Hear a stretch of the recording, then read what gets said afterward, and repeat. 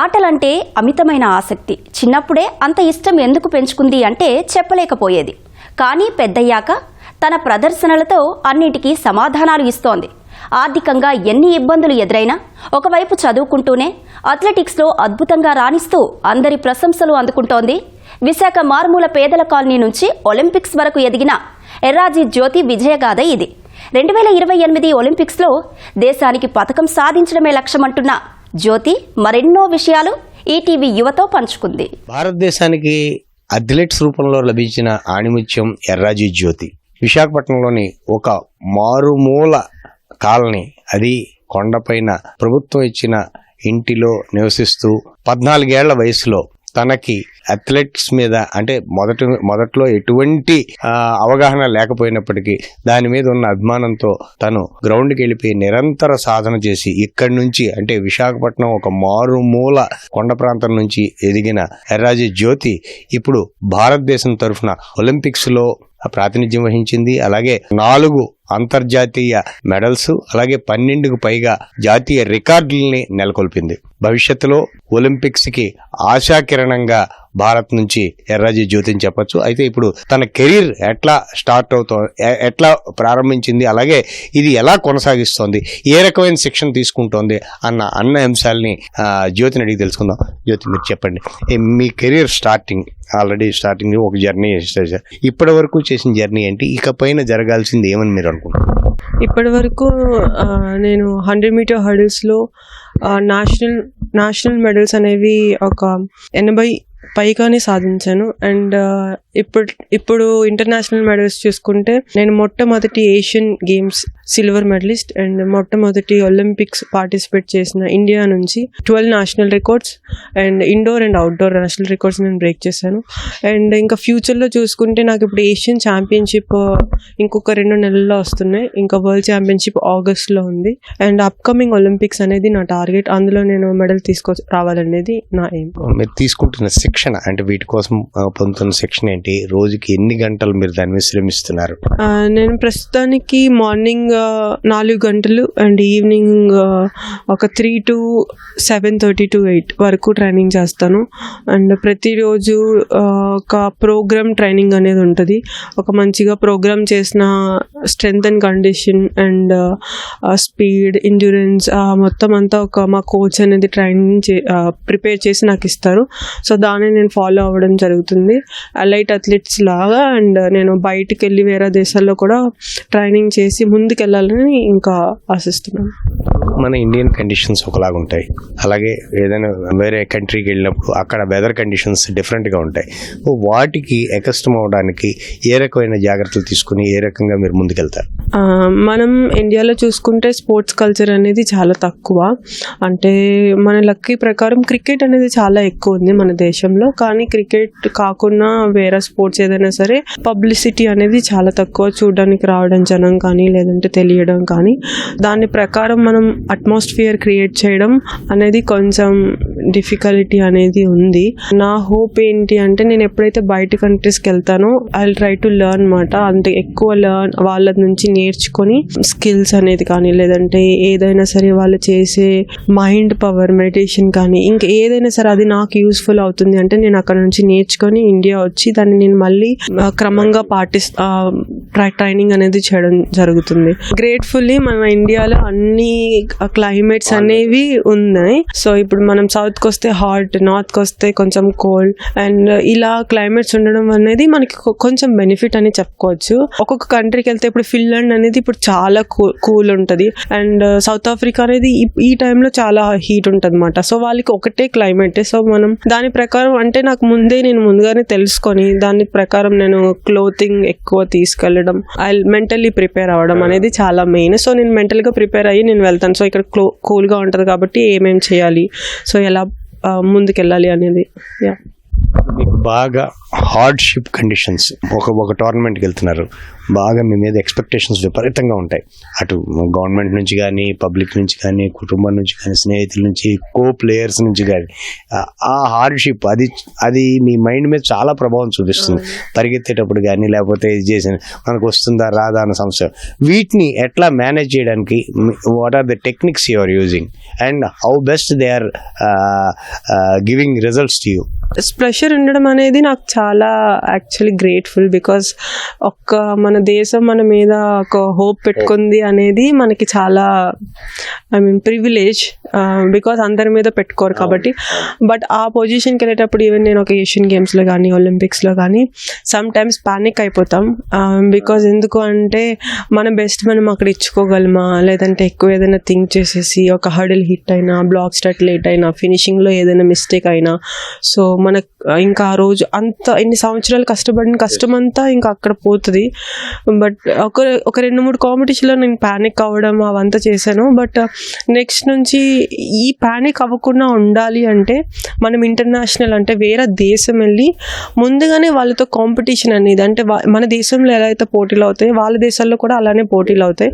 So అక్కడికి వెళ్ళి మనం కాంపిటీషన్ చేయడం వల్ల మనకి కొంచెం ఎక్స్పీరియన్స్ అనేది వస్తుంది. సో మెంటలీ మనం ఒక ఒలింపిక్స్కి వెళ్ళే ముందు మనం చెప్పుకోవచ్చు మాట, ఆల్రెడీ నేను ఇన్ని కాంపిటీషన్స్ ఇంటర్నేషనల్ వెళ్ళి చేశాను కాబట్టి this is not a new for me, ఇది నాకు కొత్త కాదు, నేను ముందుకు వెళ్ళొచ్చు, ఇంకా నేను బాగా చేయొచ్చు, నా మీద నాకు కాన్ఫిడెన్స్ ఉంది అనేది. So achievements and international feel అనేది మనం తెచ్చుకోగలిగితే అది మనకి చాలా యూస్ఫుల్గా ఉంటుంది. అది కొంచెం తక్కువగా ఉంది, అది కొంచెం మనకి ప్రోత్సాహం అనేది దొరికితే కొంచెం బాగుంటుంది అని నేను అనుకుంటున్నాను సార్. ఇప్పుడు ట్రైనింగ్ అవుతున్నా కదా రిలయన్స్ ఫౌండేషన్లో, అది ఆ ట్రైనింగ్ దానికి సంబంధించిన విశేషాలు చెప్పు.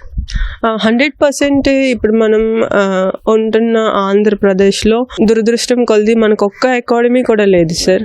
నేను దానివల్ల మన రాష్ట్రం వదిలి వేరే రాష్ట్రం ఒక్కటే కాదు, నేను చాలా వేరే స్టేట్స్లో తిరిగి లాస్ట్కి నాకు ఒక ఆపర్చునిటీ అనేది రిలయన్స్ ఫౌండేషన్లో దొరికింది. సో అందులో నాకు అకామిడేషన్ అండ్ ఫుడ్ అనేది వాళ్ళు ప్రొవైడ్ చేస్తారు. బట్ ట్రైనింగ్ అండ్ ఇంకా నాకు ఎడిషన్గా ఏమైనా కావాలి అనుకుంటే అది నేను ప్రొవైడ్ చేసుకోవాల్సిన అవసరం అనేది ఉంటుంది. అక్కడ ఇంటర్నేషనల్ కోచ్ అనే వాళ్ళు ఒక James Hillier, he's from UK. So he trains me, నాకు ఒక ట్రైనింగ్ అనేది ఇచ్చి అండ్ ముందుకు ఎలా నడిపించాలి అనేది చూసుకుంటారు. అప్కమింగ్ టోర్నమెంట్స్ ఏమున్నాయి, వాటి మీద నీ పట్టు ఎట్లా సాధించాలనుకుంటున్నావు? ఈ సంవత్సరం మేము ఓపెన్ చేసిన కాంపిటీషన్స్ ఒక ఇండోర్లో ఫ్రాన్స్లో నాన్స్ అనే కాంపిటీషన్లో నేను ఇండియన్ రికార్డ్ బ్రేక్ చేశాను, 160 మీటర్ హర్డిల్స్. ప్రీవియస్ రికార్డ్ కూడా నాదే, దాన్ని నేను ముందుకెళ్ళడం జరిగింది. మైక్రో సెకండ్స్ నేను ఇంప్రూవ్ చేసుకోవడం వల్ల ఆ రికార్డ్ అనేది బ్రేక్ అయింది. అండ్ నేను రీసెంట్గా దాని తర్వాత నేషనల్ గేమ్స్లో పార్టిసిపేట్ చేశాను. 100 మీటర్ హర్డిల్స్లో గోల్డ్ అండ్ 200 మీటర్స్లో కూడా గోల్డ్ వచ్చింది నాకు. ఈ కాంపిటీషన్స్ అయిపోయినాయి. ఇప్పుడు నెక్స్ట్ ఇంటర్నేషనల్ కాంపిటీషన్స్ వచ్చి నాకు ఏషియన్ ఛాంపియన్షిప్ అనేది ఉంది కొరియాలో 2 monthsలో. అండ్ దానికోసం ముందుగా మనకి ఫెడరేషన్ కప్ అనేది కాలికట్లో జరుగుతుంది. సో అక్కడికి వెళ్ళి నేను పార్టిసిపేట్ చేయాల్సి ఉంటుంది. దాని తర్వాత ఆగస్ట్లో వరల్డ్ ఛాంపియన్షిప్ ఉంది సార్. ఈ ఇయర్ మేజర్ కాంపిటీషన్స్ వచ్చి ఇవి. ఇప్పుడు ఫైనల్గా మీరు చెప్పండి, భారత ప్రభుత్వం నుంచి కానీ, ఆంధ్రప్రదేశ్ ప్రభుత్వం నుంచి కానీ మీరు ఆశిస్తున్న సాయం ఏంటి? ఇంతవరకు ఏం సాయం మీకు అందింది? ఇంతవరకు ప్రోత్సహిస్తున్నందుకు నేను చాలా కృతజ్ఞతగా ఉంటాను. అండ్ నాకు ఈ 4 రోజులు ముందుగా వచ్చే రోజుల్లో నాకు ఒలింపిక్ మెడల్ అనేది చాలా చాలా పెద్ద విషయం సార్ ఇండియాలో. సో దీనికోసం మనకి ఇక్కడ ఇలా ఉండి నువ్వు అన్నం తిని గంజినీళ్ళు తాగి పరిగెట్టగలవా అంటే అది సాధ్యం కాని పని సార్. సో నాకంటూ స్పైక్స్కి కానీ లేదంటే ఎక్విప్మెంట్స్కి కానీ చాలా అవసరాలు ఉంటాయి. ఫైనాన్షియల్గా నేను ముందుకెళ్ళాలి అంటే మా పేరెంట్స్ అంత స్తోమత లేదు. మా ఫాదర్ సెక్యూరిటీ గార్డ్గా వర్క్ చేస్తారు కాబట్టి ఆయనకి అంత శాలరీ అనేది రాదు. సో నేను గవర్నమెంట్ నుంచి మాత్రమే నేను రిక్వెస్ట్ చేసుకోగలను. ఇంకా నాకు ఇంకెవరు తెలిసిన వాళ్ళు లేరు, సహాయం చేసిన వాళ్ళు లేరు. కాబట్టి నా రిక్వెస్ట్ ఏంటి అంటే నాకు ముందు అప్కమింగ్ కాంపిటీషన్స్కి ఒక ఫైనాన్షియల్ సపోర్ట్. అండ్ నేను ఏషియన్ గేమ్స్లో మెడల్ కొట్టాను అండ్ నేను ఒలింపిక్స్ కూడా వెళ్ళాను. సో నేను దీనికి మా ఇల్లు చాలా చిన్నది సార్, మేము ఉంటుంది 6 జనాలం. నేను ఎప్పుడైనా సరే హ్యాపీగా ఒక మెడల్ తీసుకొని ఇంటికి వస్తే పడుకోవడానికి కూడా నేను చాలా ఇబ్బంది పడుతున్నాను. సో దానికోసం నాకు ఒక ఇల్లు అనేది అనేది ఒక జాగా ఇప్పిస్తే దానికోసం నేను ఇల్లు కట్టించుకొని మా పేరెంట్స్ని సంతోషంగా చూసుకోగలం. ఎందుకంటే స్పోర్ట్స్ అనేది ఒక 6-7 సంవత్సరాల తర్వాత అయిపోయిన తర్వాత నా కెరియర్ అనేది నా పేరెంట్స్తో ఉండడం. సో దానికోసం నేను ఇంత కష్టపడుతున్నాను అండ్ నా దేశానికి పేరు రావాలని నేను కోరుకుంటున్నాను.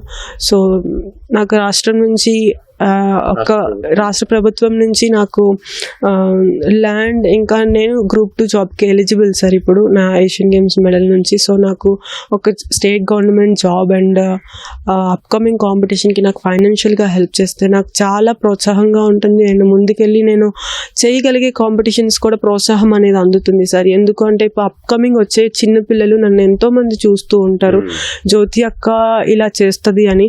సో వాళ్ళకు కూడా ఒక ఎక్స్పెక్టేషన్స్ అనేవి ఉంటుంది, ఇలా చెయ్యాలి, ఇలా నేను ఇంత అచీవ్ చేసి కూడా నేను ఒక అడుగు వెనక్కేస్తే రాబోయే తరాలు ఎలా ముందుకెళ్ళగలుగుతాయి. సో నా నుంచి నేర్చుకోవాల్సింది వాళ్ళు కూడా ఉంది కాబట్టి వాళ్ళు కూడా అక్క ఇంత మంచి ఉద్యోగం చేస్తుంది, ఇంత మంచి ఒక హౌస్ సంపాదించిందంటే మనం కూడా సంపాదించాలి, గవర్నమెంట్కి మనం కూడా ప్రూవ్ చేసుకోవాలి అనే ఉత్సాహం అనేది వాళ్ళకి వస్తుంది సార్. నా రిక్వెస్ట్ ఇది ఒక్కటే sir, to help me and help for other, అంటే అప్కమింగ్ వచ్చే పిల్లలకి కూడా హెల్ప్ చేయాలి అని సార్. చిన్న ఈ వయసులో, అంటే ఈ వయసులో కొంతమందికి వచ్చింది అర్జున్ అవార్డు, మీకు ఈ అర్జున్ అవార్డు ఇప్పుడు ఇంకా తీసుకోవాల్సి ఉంటుంది. సో ఈ అర్జున్ అవార్డు రావడం పట్ల మీ స్పందన ఏంటి? ఇప్పటి వరకు నాకు తెలిసి ఆంధ్రప్రదేశ్లో అథ్లెటిక్స్లో ఎవరికి అర్జున్ అవార్డు రాలేదు సార్. సో నేను మొట్టమొదటి అర్జున్ అవార్డు అవ్వడం నేను చాలా సంతోషిస్తున్నాను. అది ఆంధ్రప్రదేశ్కి నేను రిప్రజెంట్ చేయడం ఐఎమ్ రియల్లీ హ్యాపీ. ఇది నేను అందుకున్న తర్వాత వెంటనే గవర్నమెంట్కి వెళ్ళి నేను అందిస్తానని అనుకుంటున్నాను సార్. చివరికి చెప్పండి, ఇప్పుడు రానున్న మనకి 28 ఒలింపిక్స్ మనకి టార్గెట్. ఈ 28 ఒలింపిక్స్కి మీరు తయారవ్వాలంటే మొత్తం అంటే స్పెషలైజ్డ్ కోచ్ కానీ అందరిని పెట్టుకోవాల్సి ఉంటుంది. సో వాటన్నిటికీ సంబంధించి మీ ప్లాన్ ఏంటి, మీ రిక్వెస్ట్ గవర్నమెంట్ ముందు ఎలా పెడతారు? సార్ ఇప్పుడు ఒలింపిక్స్ 2028 అనేది it's a very big thing. So దానికి మనం ఆచితూచి ప్రిపరేషన్ అనేది చేయాల్సి ఉంటుంది సార్. సో దానికోసం ఫైనాన్షియల్గా చాలా ఖర్చు ఉంటుంది సార్. ఎందుకు అంటే నేను మీకు చెప్పాను కదా సార్, ఇప్పుడు మనం ఇండియాలోని ఉండి నేను నేషనల్ రికార్డ్ హోల్డర్ అంటే నన్ను మించి ఇంక ఇప్పటి వరకు ఎవరు లేదు సార్. ఐ హోప్ అందరూ బాగా చేయాలి. సో దానికోసం నేను ఫారెన్ వెళ్ళి నాకన్నా బాగా చేశాను. నాది 12.78 సెకండ్స్ సార్ ఇప్పుడు ఇండియన్ రికార్డ్. సో బయట దేశాలు చూస్తే 12.5, 12.6 చేస్తున్నారు. సో నేను వాళ్ళ దగ్గరికి వెళ్ళి చేయడానికి ఇప్పుడు ఫ్లైట్ టికెట్స్ కానీ, ఫుడ్ అండ్ అకామిడేషన్ కానీ, లేదంటే వాళ్ళతో ఉండి ట్రైనింగ్ చేయడానికి కోచింగ్ ఫీ కానీ, ఎస్ సార్. సో ఇవన్నిటికీ నాకు ఒక ఈజీగా ఒక మంత్లీ 3 lakhs వరకు అయిపోతుంది సార్. అంత పెట్టుకునే స్తోమత అయితే లేదు నాకు. ఒలింపిక్స్ పార్టిసిపేట్ చేయాలంటే ఈ అవకాశాలన్నీ నాకు కావాలి సార్. సో దానికి తగ్గ ప్రోత్సాహం అనేది నాకు స్టేట్ గవర్నమెంట్ నుంచి దొరికితే, సెంట్రల్ గవర్నమెంట్ నుంచి నాకు దొరికితే అది నాకు చాలా సంతోషం సార్. ఆల్ ది బెస్ట్ అండి. మీకు అవన్నీ దొరకాలని మేము మనస్ఫూర్తిగా కోరుకుంటున్నాం. ఇది జ్యోతి ఎర్రాజీ మనోగతం. ఎందుకంటే ఖచ్చితంగా 2028 ఒలింపిక్స్ ఒక్కటే తన ముందు కనిపిస్తోంది. దానికి తయారవడానికి ఒక్క మనీ ఒకటే కాదు, మనీ అనేది చాలా ప్రధానమైన అంశం. దాంతోపాటు మొత్తం తనకున్న అన్ని సాయి శక్తులు కూడగట్టుకొని ఖచ్చితంగా దేశానికి సంబంధించి రిప్రజెంట్ చేసి పథకం తేవాలన్నదే లక్ష్యంగా చెబుతోంది. అలాగే ఆంధ్రప్రదేశ్ నుంచి అర్జున్ అవార్డు గ్రహీతగా, అంటే అథ్లెటిక్స్లో మొట్టమొదటి అర్జున్ అవార్డు గ్రహీత, అది కూడా అమ్మాయి కావడం, ఆమె మొట్టమొదటిగా తను ఒక రికార్డు నెలకొల్పిందని కూడా మనం చెప్పడం జరుగుతుంది.